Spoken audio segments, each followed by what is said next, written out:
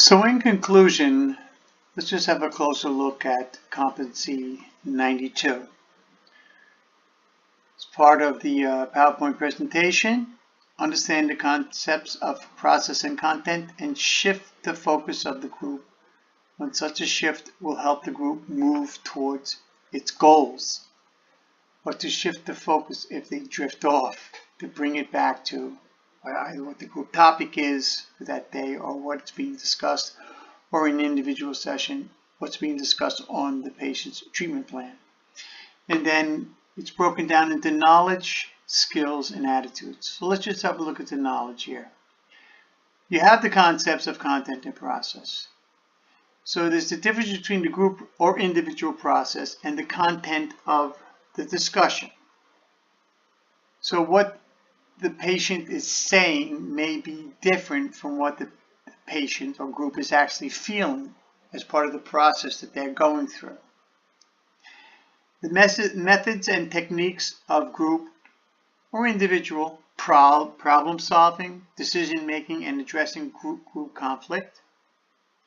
How process variables affect the group's ability to focus on content concerns, and how content variables affect the group's ability to focus on process concerns.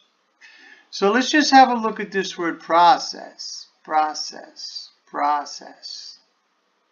If we go back to when we were discussing the definition of recovery is a process of change. It goes on from there. If you wanted to look up what process means, and it's a clinical word that we use a lot, okay? Process is defined as a series of steps or actions to achieve a particular goal or outcome. Okay, now that sounds like a treatment plan, or with a series of steps, 12-step programs.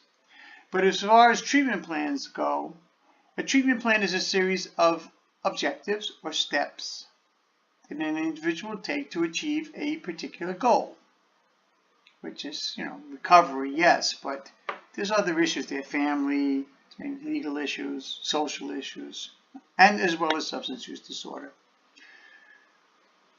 Now, the skills that we need for that is observing and documenting content and process. So when it comes to documentation, you definitely want to document or write down what the patient says. And you can even put that in quotes. Patient reports, quote, "I'm feeling much better now that I have 16 days clean." That's what they say, and that they're feeling better than they did when they had 1 day clean. And we could support that through urine toxicology screenings. So we have documentation that the patient is 16 days clean. And how does it feel having 16 days clean? Feels good. That's how you would document all that. And that's good documentation. Assessing when to make appropriate process interventions. So we want to make sure, again, that you ask yourself the question, is what we're discussing in the individual counseling session or the group session, is you want to, from the perception of the client, does the client perceive that what we're discussing and talking about will help them to be successful in their treatment goal outcomes? We don't want to be in, counseling is not a chat session.